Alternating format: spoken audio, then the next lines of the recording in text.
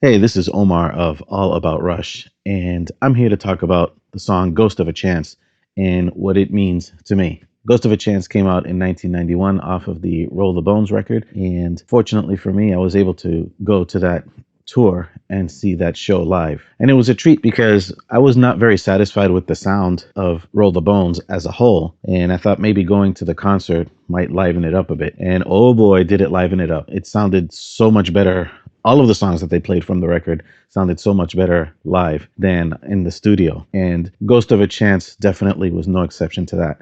I didn't know they were going to play that song, but I was very happy that they did. It was very, very well done live. So much power, so much emotion. And every Rush song affects Rush fans in different ways. In my case, the lyrics, as good a lyricist as Neil Peart was, it wasn't always what drew me to some of the songs. A lot of times it was actually the musical part of it. Since I play the drums, I tend to pay a lot of attention to the drumming, but to the music as a whole. So many times, instead of lyrics of entire songs affecting me or, reaching my heart in some way, lots of times it's just phrases or just verses or maybe even one line of a song that impacts me. In the case of Ghost of a Chance, because the song is so beautiful, the musicality of it attracted me. But also, when I read the lyrics and heard Getty singing the song, it's talking about chance. Obviously, it's in the title, Ghost of a Chance. But, the choices that we make, that our lives can go a completely different direction because we made one choice versus another choice.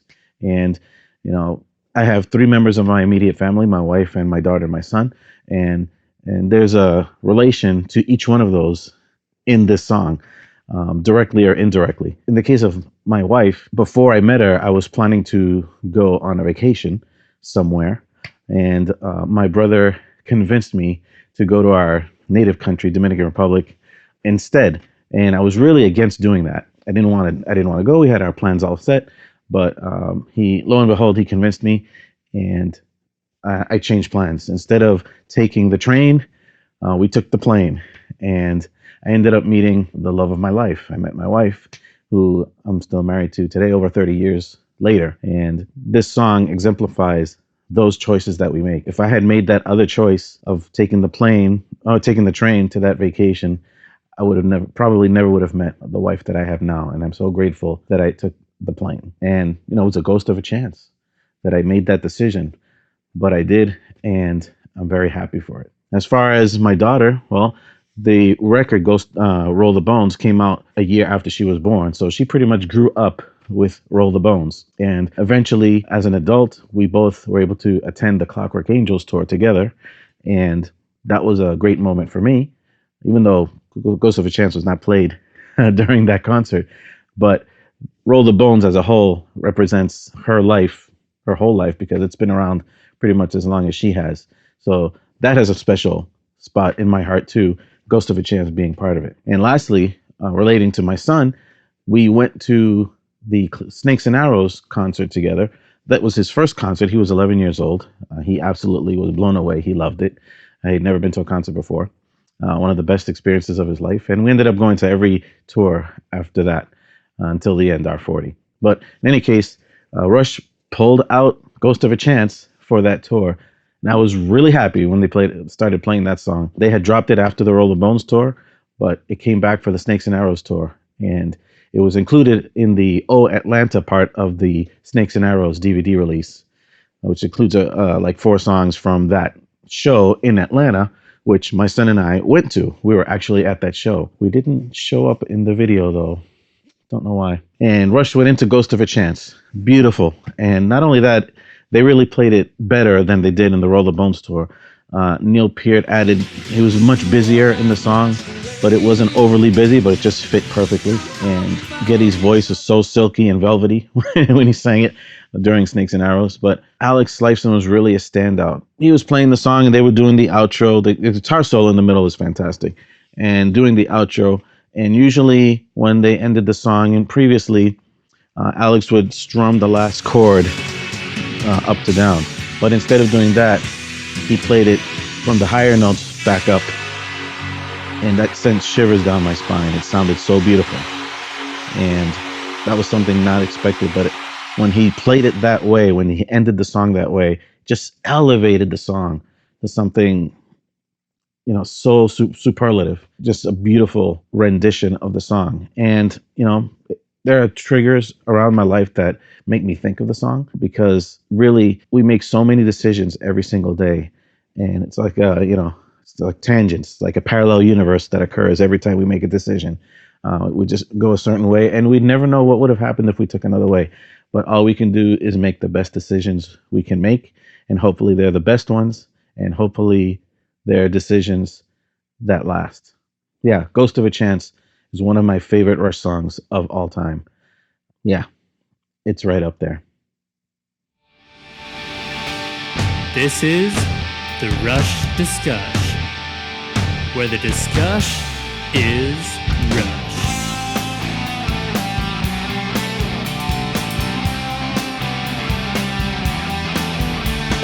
Let's get started. So, as with everything in this bracket, the biggest thing about these songs is that it causes us to reflect on things, and often these things are pretty deep, and no different with these two especially, because we've got Ghost of a Chance from Roll the Bones and Faithless from Snake and Arrows, which when I first picked these, I was picking them because they were similar in theme as far as acknowledging Neil's, or being an expression of Neil's faithlessness, not subscribing to any particular religion, not subscribing to destiny. I didn't actually even make that connection until you say that, and I'm like, oh yeah. Both of those kind of reflecting on his, I guess, position about faith. Yeah. In a way, at least at the time. Yeah, and it's interesting just to see, like, that thread is always in his lyrics, but then Faithless is kind of his, like, boom, here, that, not beating around the bush about it. This is my stance, which, if you actually paid attention, it's not that big of a surprise. But it is interesting to me. This has always been something that has kind of not baffled me, but I was surprised to see that just how often people fall into this, where, if they are particularly religious and they get really into Rush or any other artist, and that artist has views that are completely different from that person's views, especially about religion, that it's almost like the religious person has this internal struggle of, oh, should I even listen, or is it okay, or what, or I can't believe that this person believes this way. Like, and I saw after Snakes and Arrows came out, people on forums being like, wow, so he's just really playing up the atheism thing. That's just kind of like my last straw. I can't listen anymore. It's like, I didn't realize that had happened, having come to the fandom of Rush later than things were coming out and not being on forums. I didn't know that was even a thing. I have a completely different perspective, I guess, on the band, and so I didn't know that was controversial because I just take it as what it is, and I love both these songs. Yeah, and it's just, I mean, it's odd to me that people who claim to be Christian and yet are so unaccepting of other people's beliefs, when part of Christianity is that you believe that everybody has their freedom to choose and that God isn't going to force anyone to believe a certain way. And so it's just always been a head scratcher to me, the people who get so up in arms about things that challenge their beliefs.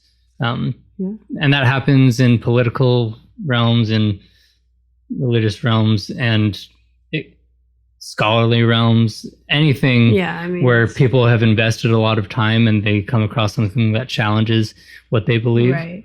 Well, it's interesting you say that. We'll get into the songs soon, but I was listening to a podcast recently in the physical therapy world, that there have been these beliefs around, like, I'm in the pregnancy postpartum fitness world, around pregnancy fitness. I'm not going to go into detail, but the idea being there has been these beliefs that were drilled into the heads of the physical therapists in school. And then here comes along all of this new research and all of these people saying, actually, all of that is wrong. And they were like really uncomfortable. They're like, you can't challenge, like, I paid money for this degree. And you're going to challenge everything I believe in. And now there's been this huge shift of that happening, of like changing minds. But it's scary when it's something you're deeply rooted in and maybe invested a lot of time and money in knowing things. Mm-hmm. It's like, wait. Like it like shakes, like rocks the boat in me. And so, yeah, I think these songs, I guess, have the potential of doing that for some people. It didn't do that for me, but maybe others. Yeah. I mean, I think a lot of times it's people who are having maybe a struggle with what they believe, and it is hard to face your own beliefs and challenge them, whatever your beliefs are. But it's important, and I mean that is a fairly common theme in the lyrics of Rush about challenging what it is that you're presented with in the world, and coming to your own conclusions about things. Right. Yeah. And I think that, Ghost of a Chance really plays to that mentality of that we have to be in charge of our own destiny, because like it says, I don't believe in destiny or the guiding hand of fate. I don't believe in forever or love as a mystical state. I don't believe in the stars or the planets or angels watching from above, but I believe there's a ghost of a chance we can find someone to love and make it last. And I love the last and make it last, because it sums up everything else that comes before. All of this is basically shoving off your own responsibility. But the point of this is that we'll get put into situations, but it's ultimately up to us if we're going to stay in that situation. And if we are going to stay in that situation, are we going to do the things necessary to make it last? Well, I mean, on that note, should we start the intro Yeah. of Ghost of a Chance, get into this battle? It started very philosophical, but like it's Rush. It's going to get philosophical. I feel like you can't have a Rush podcast unless you're getting philosophical, right? Yeah. We're such a niche band. It is such a niche band. All right, here we go.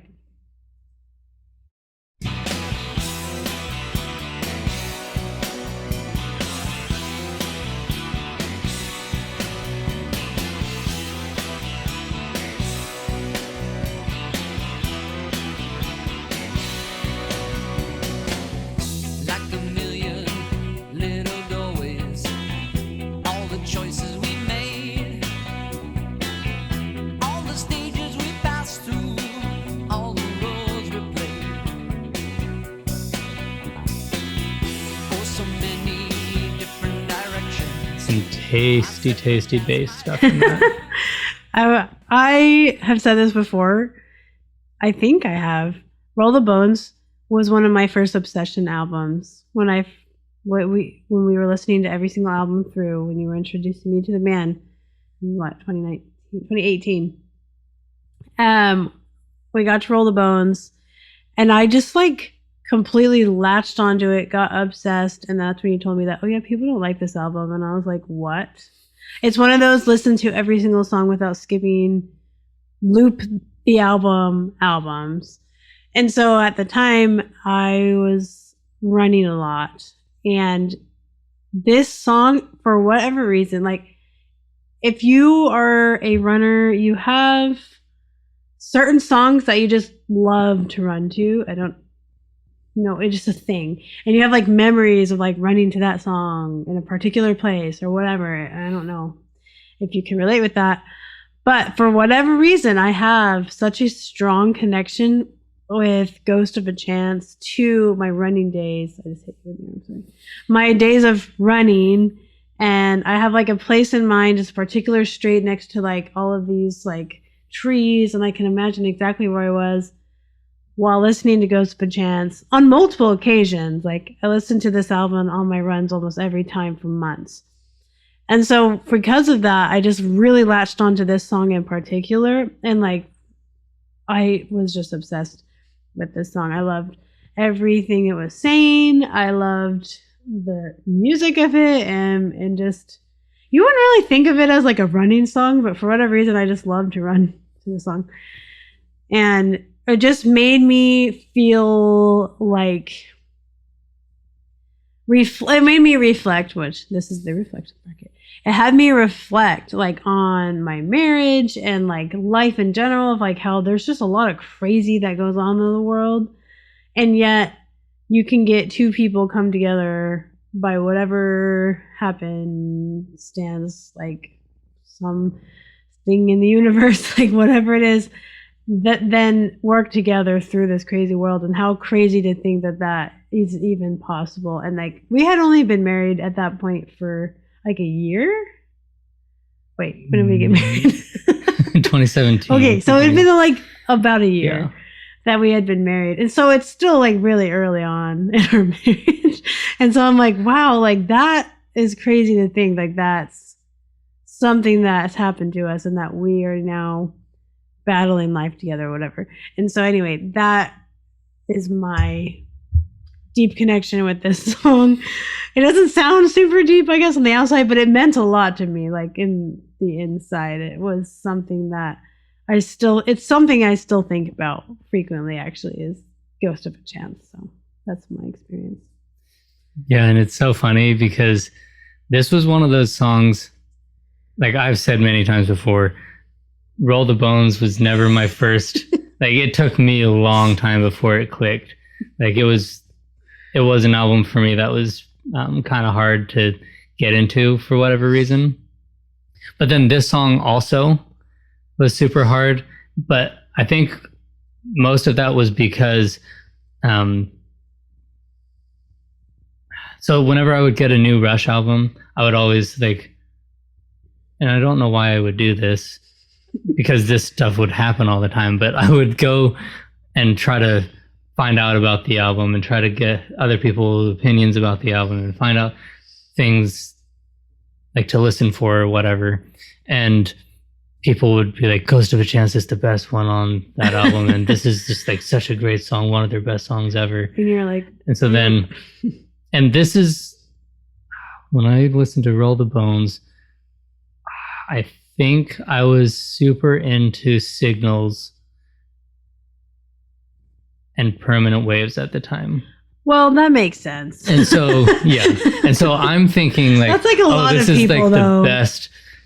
So this song is about to be one of the best Rush songs without the context of this is how they've progressed. Because I didn't necessarily listen to all the albums in order. Yeah.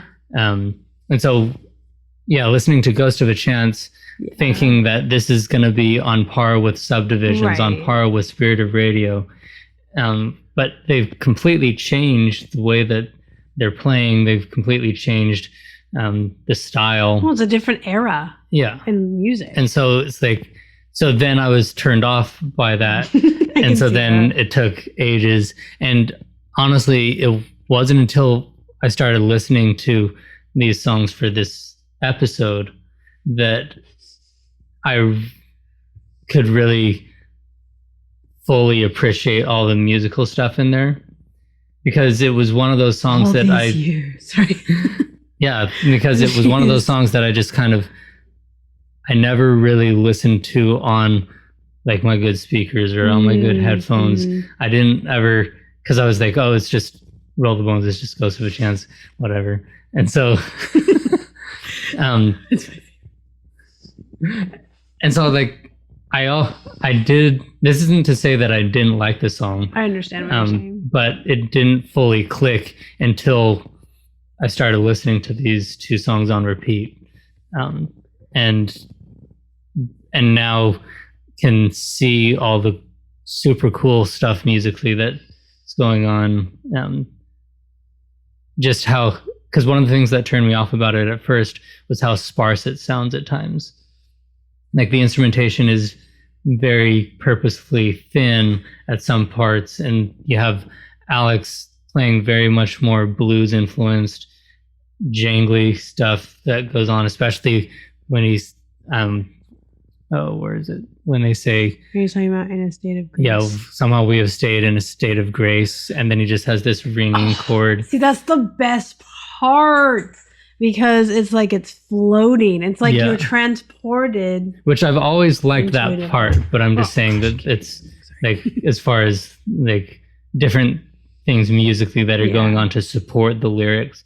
I had never chosen to pay as close attention to all of the text painting until we started doing this podcast in general. And then... I'm just kidding. Well, that is really interesting because I didn't know you had such a different experience of it being such a far away thing for you than it was for me. And so now I guess you have a more deep appreciation of it, a different perspective. You lived more life. Well, yeah. And to be able to, I mean, I've always liked the lyrics and I've always liked aspects of the song, but it never fully gelled. That makes sense. Until this. But like I said, it's not to say that I didn't like the song and I would never skip it when it came on. Yeah, but it's not like you latched onto it like I did. Yeah, I didn't.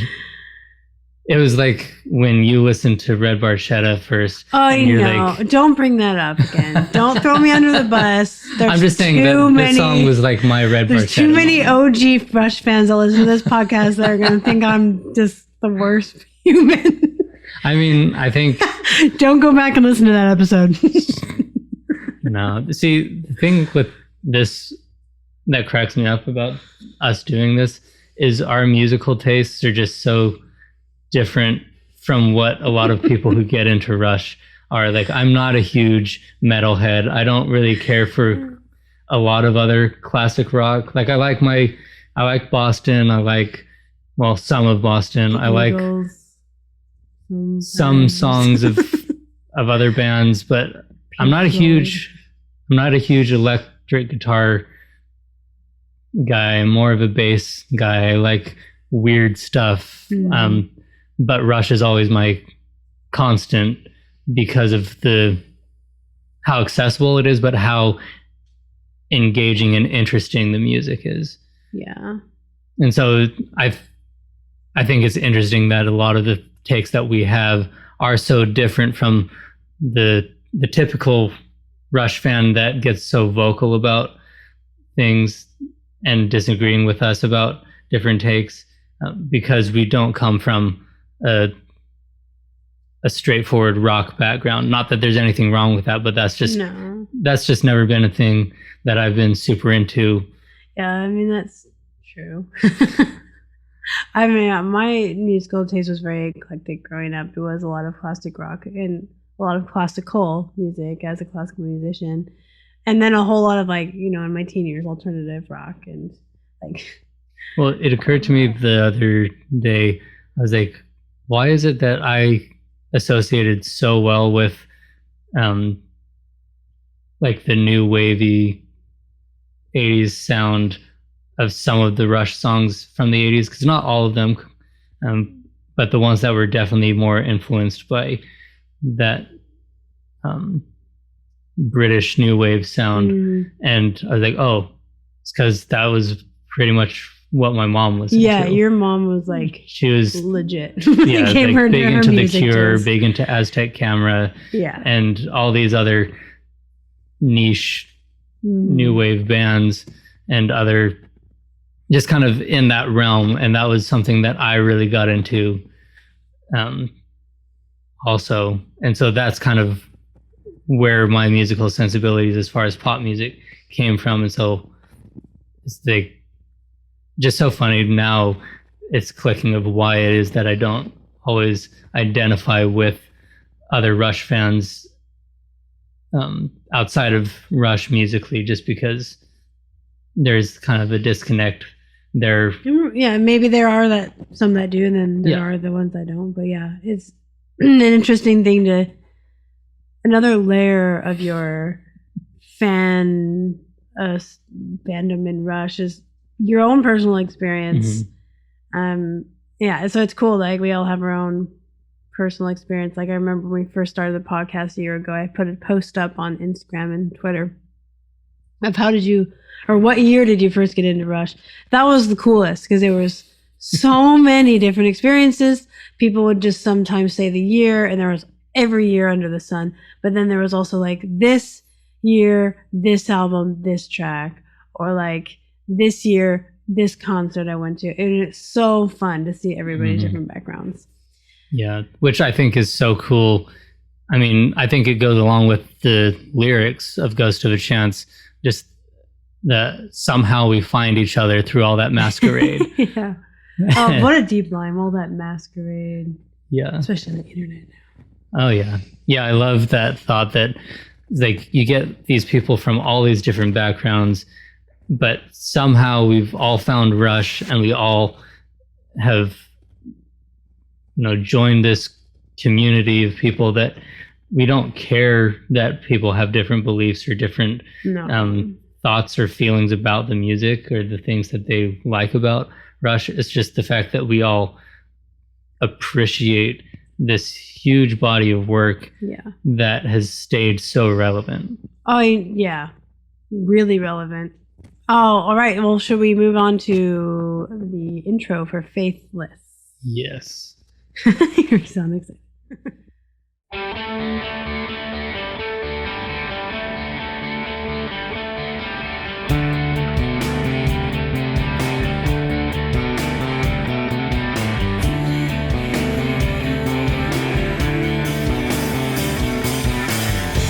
I've got my own moral compass to steer by. A guiding star beats a spirit in the sky. And all the preaching voices empty the soft rings so loud as they move among the crowd. Oh, I just absolutely love this song. You know what? It's interesting. It's like the opposite of Ghost of a Chance for you versus me. Is I never disliked Faithless, and I never disliked Snakes and Arrows. I actually quite like Snakes and Arrows, and especially when this intro played, it reminds me so much of like the alternative rock stuff that I loved as like a teen. But this was one of those songs that I just didn't pay attention to. I liked it, and I would skip it, like you would say, but it wasn't like I thought about it a whole lot, like latched onto it like I did with Ghost of Chance.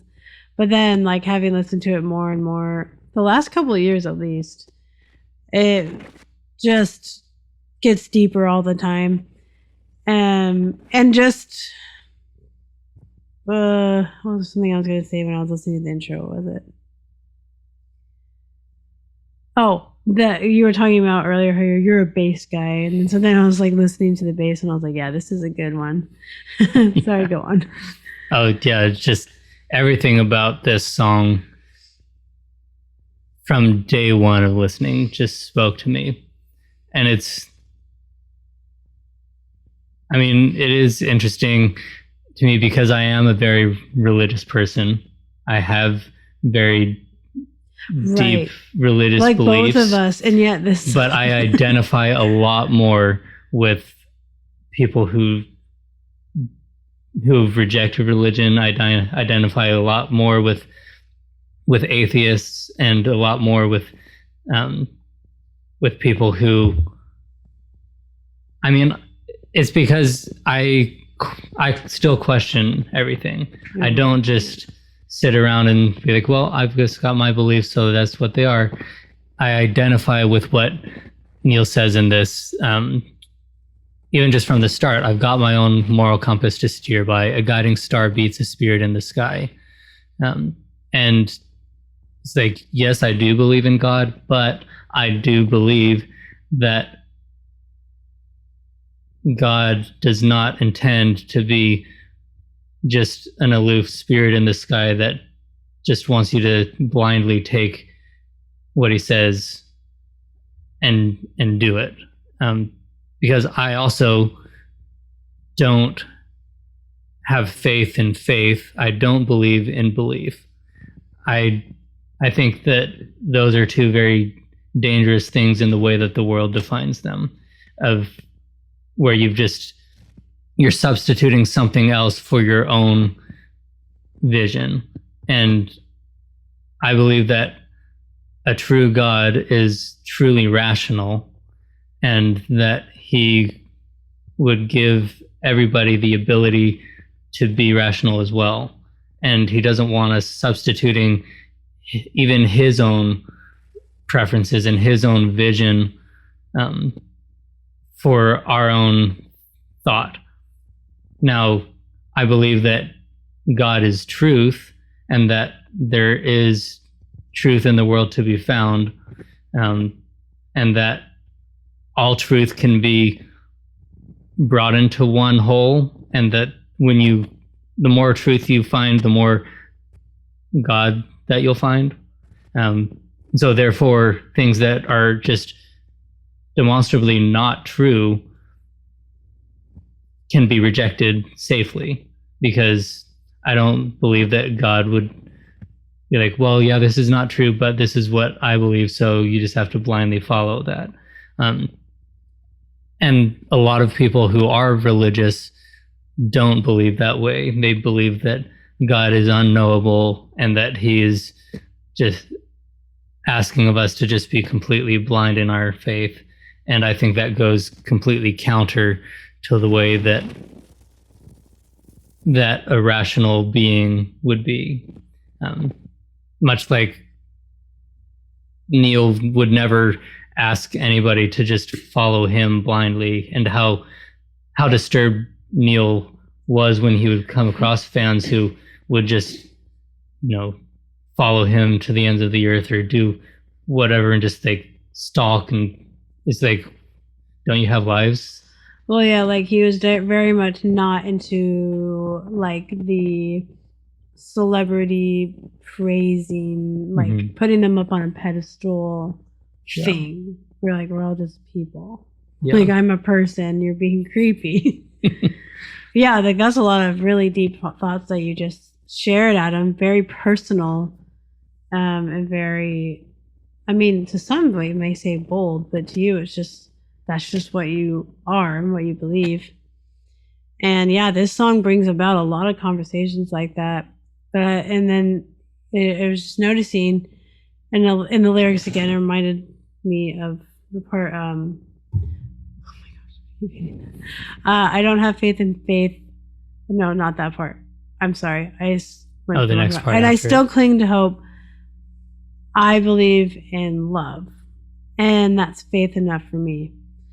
And that reminds me a lot of Ghost of a Chance. Like, I don't really believe in a higher power, but I know that love exists, basically is what he was saying. And then the same thing in this one of, I believe in love, and that's faith enough for me. Because that is a very, like, whether or not you believe in anything, right?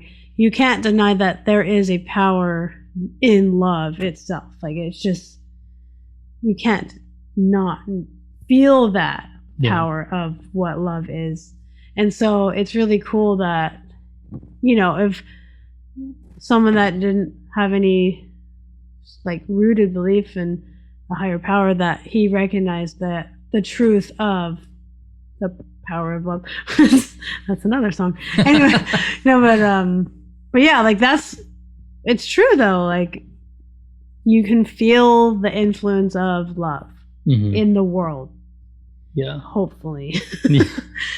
Like, maybe not like, and I don't mean like romantic love. I don't mean like you're lovey-dovey with your spouse. Like, of course, like that's part of it, but just like this human nature, like, need to feel loved.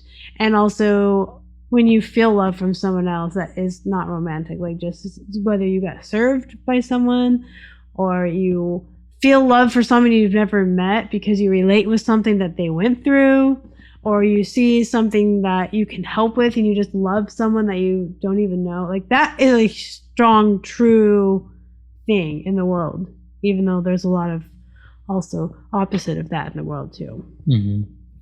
And I love simplicity as well.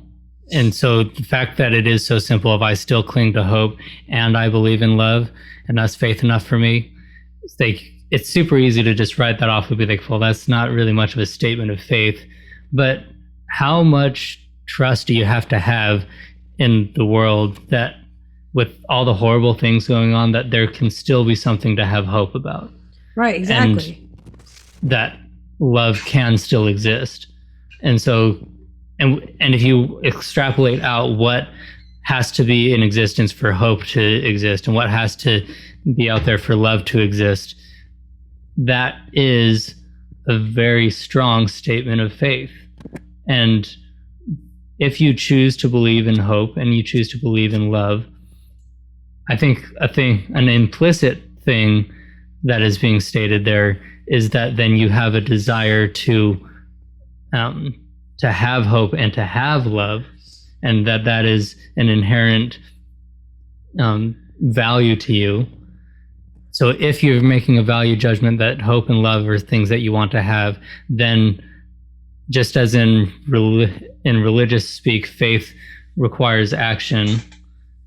So then if your religious credo is hope and love, then faith will dictate that you aspire to live with hope and love. And so that then becomes a way that you can guide your path. Because if you truly have hope, then you aren't going to just be a hermit and just say, oh, well, everything's just gonna burn, so I might as well just not even make an effort.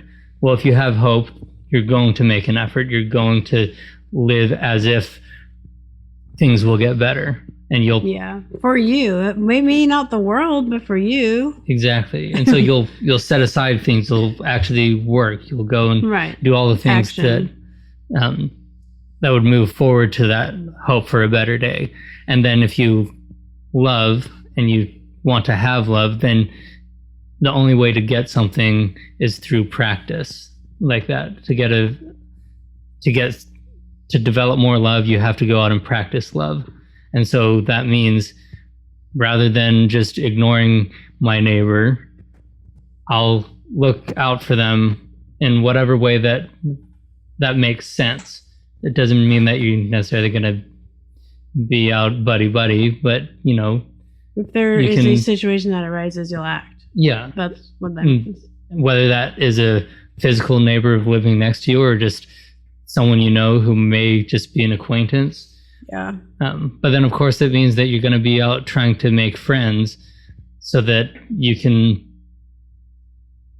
have a safety net of people that are like-minded, at least enough to call each other friends, and then you can serve each other and you can demonstrate your love for each other through your actions. So it's a very simple sentence in this song, very simple words with a lot of weight. But yes, with a lot of weight if you actually think about what that entails for a person who is choosing to have hope and choosing to have love and choosing that to be their faith. Whew, well, I'm just not looking forward to this next discussion. Because while you were talking, I was listening, obviously, but I was also looking through more of the lyrics and just like, man, this song is solid. Just like all of the different parts of it, even just the simple, like almost tongue-in-cheek of "you can call me faithless," like just that. I don't know, like that attitude that when we finally figure out who we want to be and we like being that person, and we have like these beliefs that we feel strongly about and we feel good about, like whatever anyone ever says about it, it's almost like, well, you can call me XYZ, fine, call me that, or whatever. I know this is what's right for me. And so I like how Neil's just like, well, you can call me faithless. However, this is what I'm really standing for.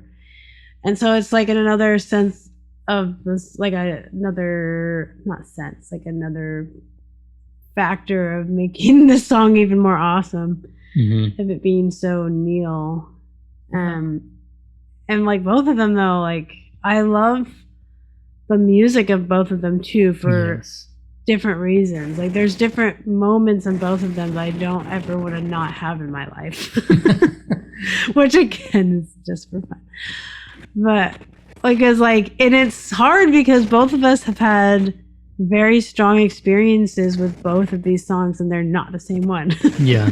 And so like both of us are gonna want to fight for the one that we clung to so hard.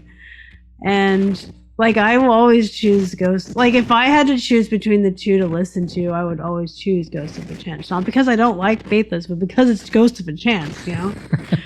and so I know that's probably the opposite for you. Like you would choose Faithless. And Yeah. so I don't know how we're gonna do this one. But I mean, yeah, musically there is so much cool stuff going on in both songs. But I think because, like I said before, with listening to both these so much, there are some interesting similarities in the music, because they are both reflective songs that are hitting on this, on the deep held beliefs of Neil. That there is kind of this airy quality to the music, Yeah. and just kind of this floating, pensive feel to both of them. Mhm. But I think I personally identify more. So I love both guitar solos, but I think the one in Faithless is just, I think it's a masterpiece. Because just the way that Alex slides in there, and it's just this this low. He starts off low and builds up, and it's just a work of art. The way that he guides through, and almost has like, he almost puts the whole journey of the song into that solo, and just everything, the production value in this song is so good. It is like really everything good. about Snakes and Arrows is great production wise, but this song especially, it just, man, it's just so smooth and so crisp. It is really smooth and crisp simultaneously. It's not a weird thing to say, but you're right. It is. Yeah, just like even the opening riff, like of Faithless. It just starts, and you're just like, wow. When I love that the guitar starts off, and it almost has like that harsh quality to the tone of it, and then you get the soothing, like vocal surge and the smooth bass, and so in a way you get it's like in the instrumentation you get like these prickly moments to kind of reflect that this is a very prickly subject for a lot of people. Oh, that's interesting. But then you get this, but then the guitar smooths out for the solo, and you get this just reflective meditation on the lyrics while the solo is going on. See these faces I'm making? Y'all see all the weirdness on the YouTubes. If you guys watch us on YouTube, hi. But if you don't, maybe don't, because I make weird faces when you're talking. Kind of like me thinking. Anyway, so what you're saying is you're choosing Faithless. That would be my first choice, yes.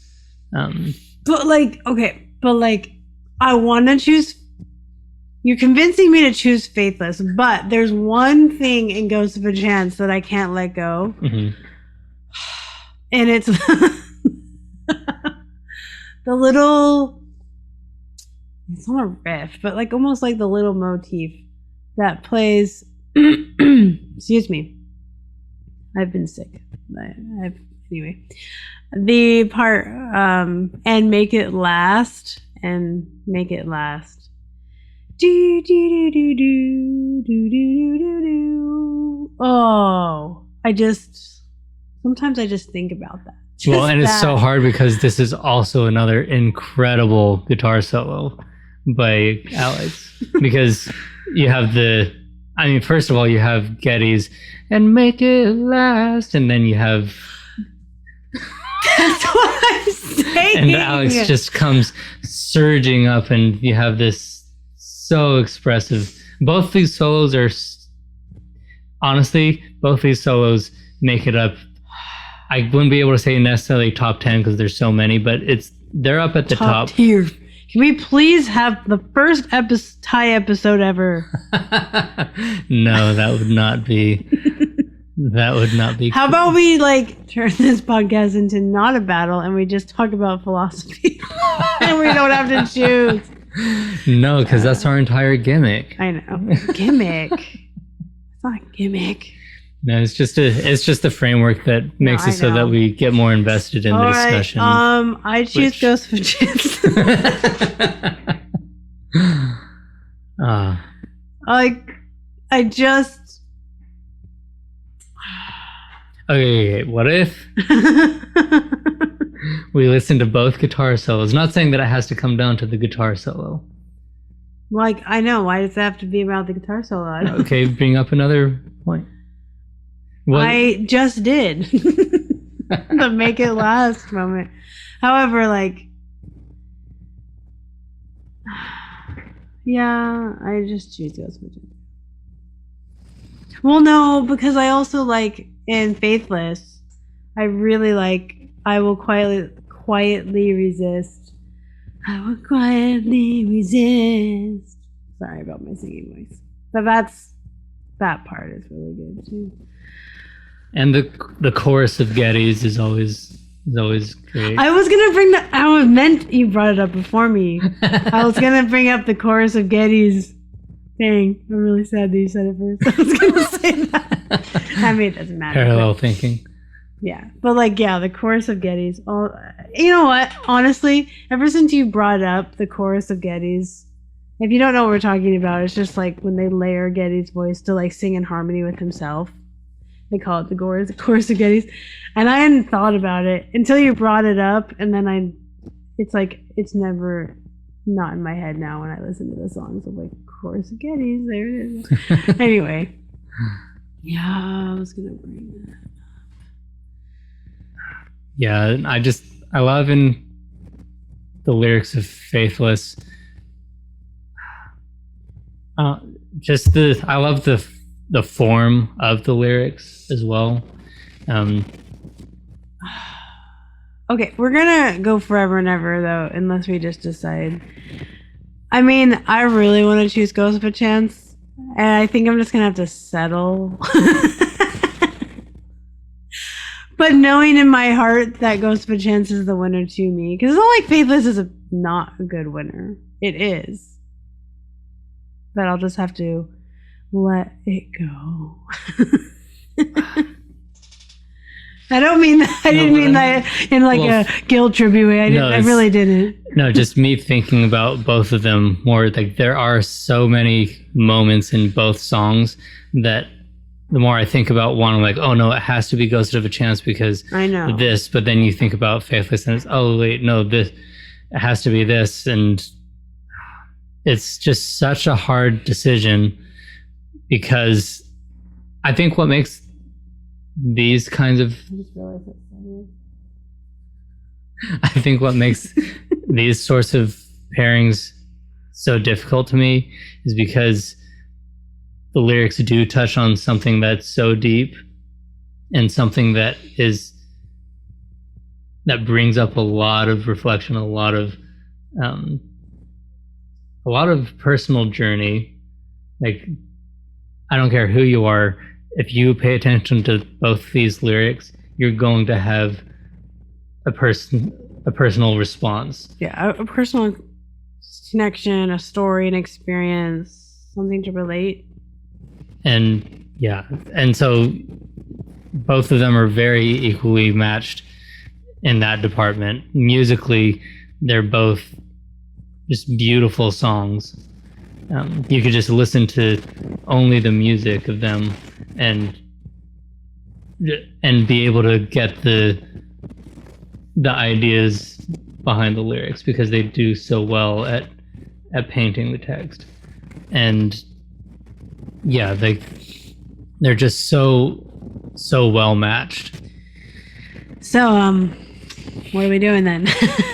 After all that. Nice spiel, but I'm just kidding. I mean, do we think about which one is going to be going to the next level? If that's the case, Ghost of a Chance. Because I could have that be the winner of the whole bracket. See, but we also have... No, don't read them off. No, I'm not going to give away all I was like, don't give away the there. stuff, but just, I do think it's interesting that we have a total of 3 tracks from Roll the Bones. From Roll the Bones in this bracket. And so it's like, and so if Ghost of a Chance were to win and go to the next phase of it, is it going to be fighting another thing from Roll the Bones? Yeah. Or how's... So? Is that a problem? No, not necessarily. I'm just bringing up as far as the... Yeah. Well, there's also 3 from Hold Your Fire. So, same argument. For but later. we haven't gotten to those yet. I'm just saying, later. That's true. But, yeah, so I don't know if... I mean, I don't even know if that is a good enough reason to... I'm choosing Ghost of a Chance. But if I must, we can choose Faithless, just so we can wrap this up. I think this is probably the closest we've ever gotten to a true, like, stalemate as far as picking one over the other. Not because of lack of interest, but because of how They're equally both matched these songs yeah, are. exactly. Good job, Adam. And that, like, listening to both of these, this was one of those times where, even though where I knew that the only reason I was going for Faithless was just because of it just being more close to what my musical taste was when I first listened to the song. Yeah. And so, yeah, but through the discussion, just seeing how equally matched they are. So I think I will go ahead with Ghost of a Chance. Yes. But knowing that, I don't know, I kind of look at this as kind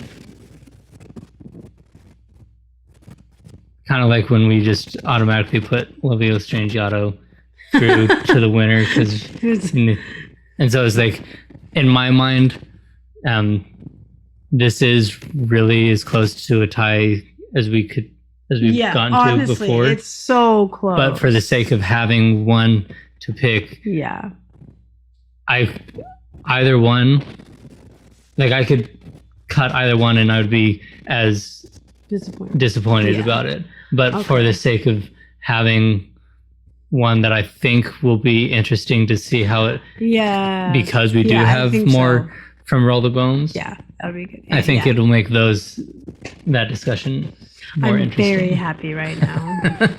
I mean, like I said, not that I don't like this, but wow, that was intense. Very deep conversations, very personal conversations, and really, really hard decision. But winner is Ghost of a Chance.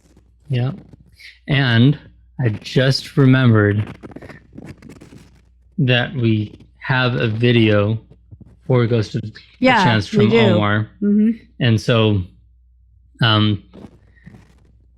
I will have already put that at the start of the episode.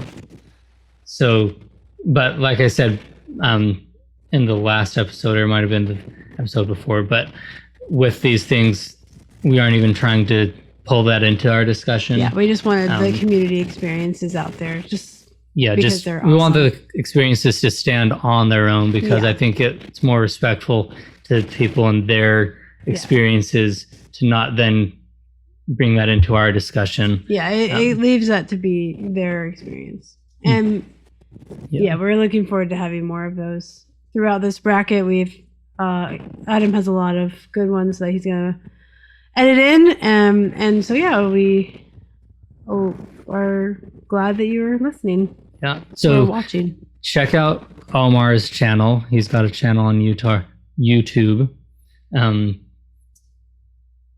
All about Rush.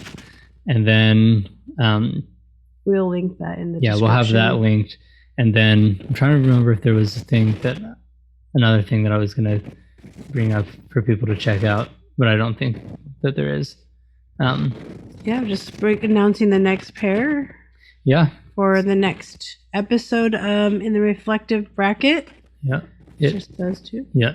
Okay, the next two pair, not the next two pairing. The next pairing is Lakeside Park from Caress of Steel versus Heresy from Roll the Bones.